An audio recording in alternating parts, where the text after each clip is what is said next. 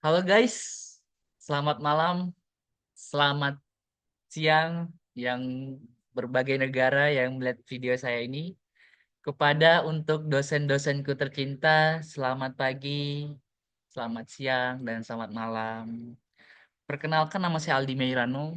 Hari ini saya bakal membawakan tema kesejahteraan dan kesehatan mental terkait seksualitas. Dengan NIM saya 28026217733. Saya bakal bahas 6 poin dalam tema tersebut. Pertama, latar belakang. Nomor 2, masalah. Nomor 3, hasil temuan di lapangan. Nomor 4, solusi yang ditawarkan. Nomor 5, kesimpulan. Dan terakhir, refleksi pribadi. Nomor 6. Oke, kita lanjut ngebahas tema yang sangat-sangat saya sukai ini. Oke, kita lanjut. Latar belakang. Kenapa saya memilih tema ini? Pertama, karena tema ini sangat relate kepada Gen Z dan para kaum-kaum milenial, kaum-kaum milenial maksud saya, di mana mungkin kita capek kerja, capek berurusan dengan bos atau apapun. Mungkin ini eh, bisa menjadi solusi yang saya angkat, tema yang saya angkat, makanya saya eh, mengangkat tema ini. Oke, pertama, kesehatan mental. Kesehatan mental secara tradisional terpikirkan dalam diskusi kesehatan global. Betul.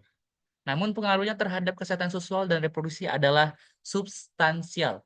Gangguan kesehatan mental dapat mempengaruhi keinginan seksual, kapasitas untuk membina hubungan intim yang sehat, dan bahkan keputusan terkait praktik seksual. Kesehatan seksual. Ada 2 poin di latar belakang ini saya bahas.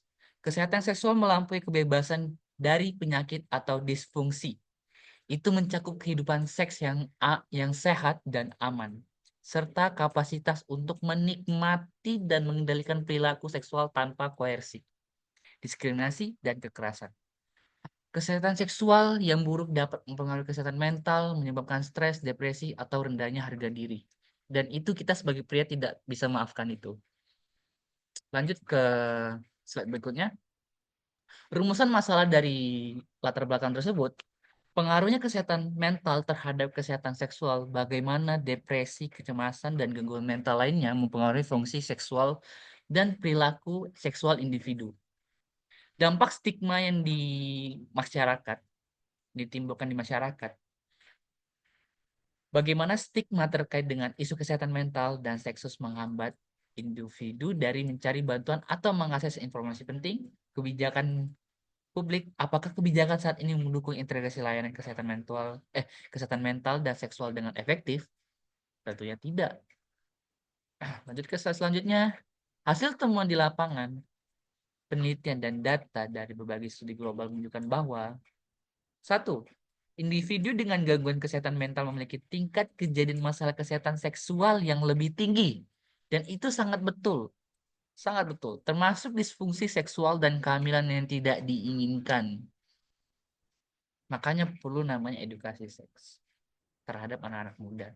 Nomor 2, stigma dan tabu yang mengelilingi kedua topik tersebut seringkali menyebabkan kurangnya dialog terbuka yang menghambat upaya edukasi dan pencegahan efektif. Nomor 3, layanan yang terfragmentasi. Di banyak negara, layanan kesehatan mental dan seksual sering dikelola secara terpisah, membuat integrasi perawatan menjadi tantangan. Itu sangat krusial untuk dibahas saat ini. Makanya saya sangat tertarik untuk membahas topik ini. Lanjut ke slide selanjutnya. Solusi yang saya tawarkan dari tema yang saya bawa ini adalah edukasi terintegrasi, meningkatkan kesadaran dan pendidikan menyeluruh yang mengintegrasikan kesehatan mental dan seksual ke dalam kurikulum sekolah dan program. Komunitas dapat membantu mencegahkan stigma dan menyediakan informasi yang penting.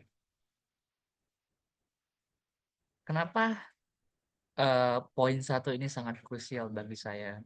Karena waktu saya SD, SMP, dan SMA itu sangat-sangat sensitif untuk dibahas, makanya tidak pernah dibahas tentang edukasi seksual.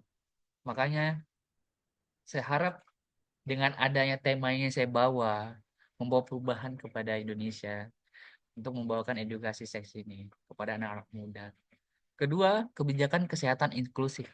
Mengadvokasi untuk kebijakan yang mengintegrasikan layanan kesehatan mental dan seksual, memastikan bahwa keduanya dianggap dalam pengembangan kebijakan kesehatan publik dan perencanaan pelayanan.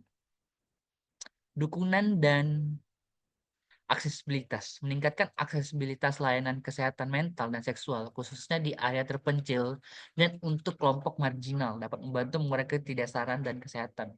Dan itu sangat penting loh, Pak. Itu sangat penting. Contoh, saya tinggal di kampung, Pak.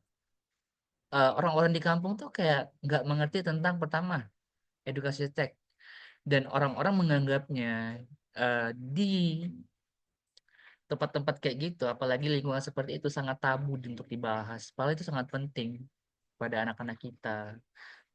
Mungkin itu bakal mengurangi yang terjadi apa namanya hal yang terduga, hamil di luar inilah. Saya harap itu sangat penting sih menurut saya. Dukungan dan aksesibilitas itu sangat penting juga. Karena kenapa? Karena jika kita tidak memberikan fasilitas tersebut, bagaimana kita bisa maju, Pak? Bagaimana kita bisa maju dalam hal ini, dalam kesehatan mental ini, dalam kesehatan seksual ini, dalam edukasi ini? Menurut saya sangat penting, Pak. Lanjut ke slide selanjutnya. Kesimpulan. Kesimpulan dari tema yang saya bawa ini, integrasi layanan kesehatan mental dan seksual sangat penting untuk mencapai tujuan pembangunan berkelanjutan. Pembangunan berkelanjutan dengan menghapus stigma, meningkatkan akses, dan mengimplementasi kebijakan inklusif. Kita dapat membuat langkah besar menuju kesehatan lebih baik dan kesejahteraan untuk semua. Mencapai tujuan pembangunan berkelanjutan. Jika, Pak, jika Jika ada tujuan pembangunan berkelanjutan dengan menghapus stigma tersebut, menghapus stigma-stigma kuno yang ada di masyarakat sekarang, saya saya rasa saya rasa bisa sih, Pak. Saya harap bisa sih. Cuma agak krusial, agak susah sedikit. Jadi saya bakal lanjut ke slide selanjutnya. Refleksi pribadi terhadap tema yang saya bawa ini. Melalui penelitian dan analisis ini, saya menjadi lebih sadar akan pentingnya kesehatan mental dalam konteks kesehatan seksual dan reproduksi. Saya bertekad untuk mendorong lebih banyak dialog dan advokasi di area ini. Percaya bahwa dengan pendidikan dan kebijakan yang tepat, kita dapat mencapai perubahan positif yang substansial dalam masyarakat. Dan saya sangat krusial dengan topik ini karena kenapa? Karena ada alasan penting. Karena dulu saya tinggal di desa di Kalimantan Timur tepatnya, namanya Jenebora di Penajam. Itu orang-orangnya sangat terpakut sama stigma tentang seksual, dan jika tidak terobati itu bakal susah, Pak. Sekian, terima kasih Pak dosen saya tercinta, teman-teman saya yang menonton video ini. Saya harap kalian enjoy dengan video saya. Terima kasih. Anjing, anjing. Anjing aku kali anjing. Tanpa anu, Cok.